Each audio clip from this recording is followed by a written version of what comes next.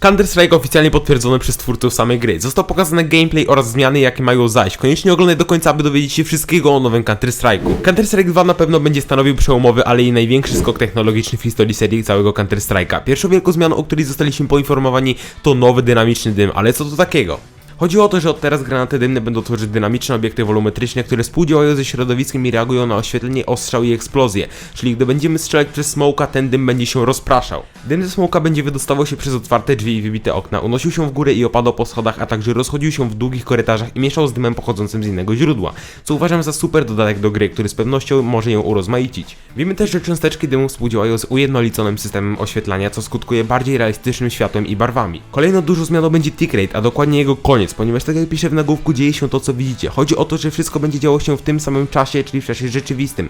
Niezależnie od częstotliwości tick rate'u, poruszanie się jak i strzelanie będą równie responsywne, a granaty, które będziemy rzucać, będą miały tą samą trajektorię lotu. I w końcu przechodzimy do zmian graficznych. Mamy tutaj mapy, które zostały całkowicie przerobione, takie jak Overpass, ulepszone takie jak widoczne na zdjęciu Nuke, oraz mamy mapy sztandarowe, na których ulepszono oświetlenie i widoczność postaci. Twórcy gry zapewniają, że wciąż będziemy mogli korzystać z tych samych taktyk oraz że nasze setki godzin poświęcone na nauczenie się danej mapy na pewno nie przepadnie. Mapy sztandarowe to mapy klasyczne, na których gracze będą mogli ocenić zmiany w rozgrywce między CSGO a Counter-Strike 2. Ulepszono na nich oświetlenie i widoczność, a reszta została niezmieniona. Mapy ulepszone są to mapy, które korzystają z nowego oświetlenia opartego na silniku Source 2, włączając w to system renderowania oparte na fizyce, co skutkuje realistycznymi materiałami, oświetleniem i odbiciami.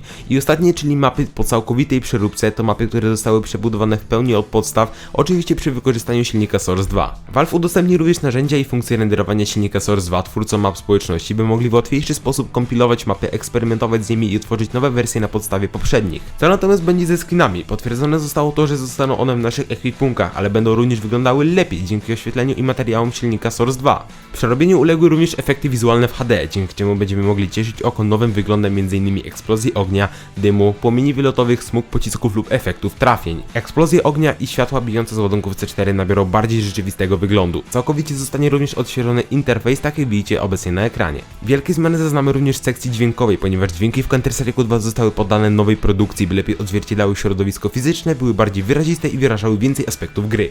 Póki co możemy spodziewać się jedynie ograniczonych testów pozbioru funkcji Counter-Strike 2, a pełna wersja ma pojawić się w okolicy lata, tak więc pozostaje nam jedynie czekać.